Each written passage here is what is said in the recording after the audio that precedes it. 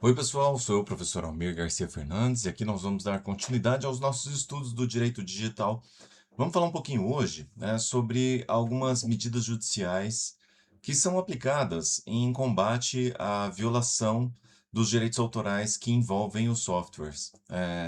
Essas medidas judiciais, elas já foram mais comuns na época em que nós tínhamos violações físicas, né, quando as pessoas usavam mecanismos físicos como CDs, como DVDs para gravar softwares. Hoje isso é menos utilizado, mas ainda assim é importante nós sabermos, nós estudarmos, nós compreendermos isso para aplicação também nas situações que envolvem o direito digital, que envolvem as mídias digitais de uma forma geral, né? Bom, então, uma vez verificada a comercialização de softwares violando o direito autoral, os juízes podem determinar a busca e apreensão dos exemplares que forem identificados fraudados, independente da forma como a obra foi reproduzida, né? Se ela foi reproduzida, como eu falei para vocês, no meio físico, no meio virtual, né? Através de mecanismos físicos ou através simplesmente de sites que disponibilizam isso, tá? É necessário que seja realizada uma vistoria, né? Então o juiz vai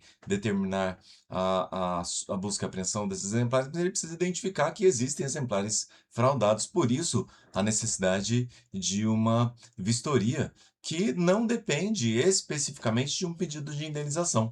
Então, uma vez que o titular do direito autoral entenda que alguém pode estar cometendo algum delito, que tem algum indício de delito de violação do direito autoral, ele pode entrar com pedidos de vistoria, de fiscalização técnica, para depois, posteriormente, ingressar com ações indenizatórias, né? A punição é prevista pela legislação que regulamenta os softwares é a perda dos exemplares fraudulentos que estão à disposição, né, e o repasse para o verdadeiro titular de todos os valores eventualmente que foram arrecadados pelo fraudador, quando o fraudador está utilizando isso para o comércio, né, ou de alguma forma se obtendo alguma renda, tendo algum lucro com essa situação.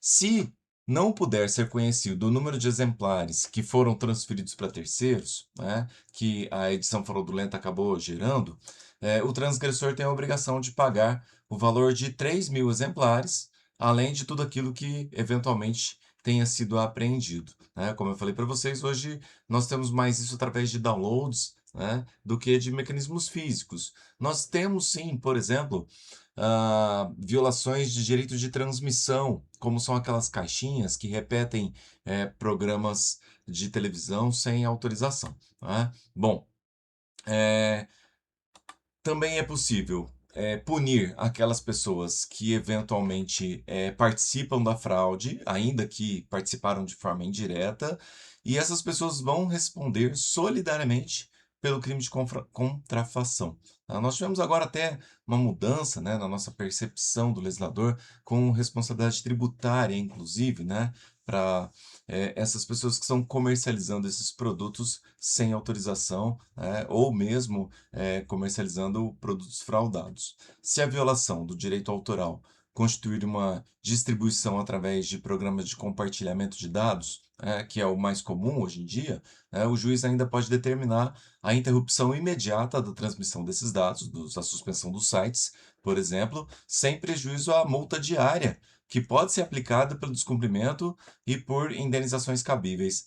E é nesse ponto que eu estava falando para vocês sobre a responsabilidade solidária daquele que está praticando o delito, né? Daqueles que estão transmitindo, que estão divulgando. Tá? Então, por exemplo, se uma determinada empresa que está cometendo essa fraude não está no Brasil, mas nós temos pessoas no Brasil disseminando isso, transmitindo isso, essas pessoas podem ser responsabilizadas, tá bom?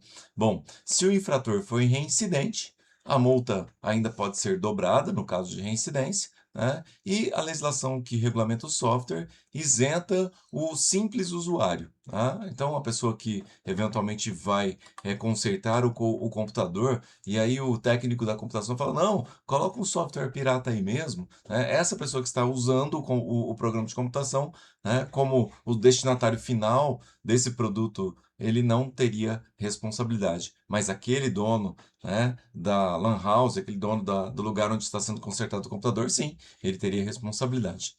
Uma eventual sentença condenatória pode ainda determinar a destituição de a destruição, desculpa, de todos os exemplares ilícitos que foram colocados à venda, bem como todas as matrizes, os moldes que foram usados para fazer os atos ilícitos e todos os demais elementos utilizados para praticar esses ilícitos de violação de direitos autorais, bem como a perda de máquinas, equipamentos, insumos destinados para essa finalidade, né? Você já deve ter visto reportagens, às vezes, que a Polícia Civil, a Polícia Militar destroem esses equipamentos, né? Servindo esses equipamentos unicamente para a finalidade ilícita ou não, né? Nesse sentido, a polícia pode destruir tudo. A Lei 9.610, de 98, também definiu uma punição para aqueles que vendem o software original, tá? Sem autorização, entendendo que quebraram, né? Quando eles quebram os códigos-fontes desses softwares originais e permitem que um monte de pessoas vão reproduzindo esses softwares e prejudicando, assim, o titular do direito autoral. Tudo bem? E, por fim, nós ainda vamos concluir esse nosso estudo falando um pouquinho sobre o patrimônio digital, mas isso vai ser matéria para o próximo vídeo, tá bom? Um abraço a todos vocês e bons estudos.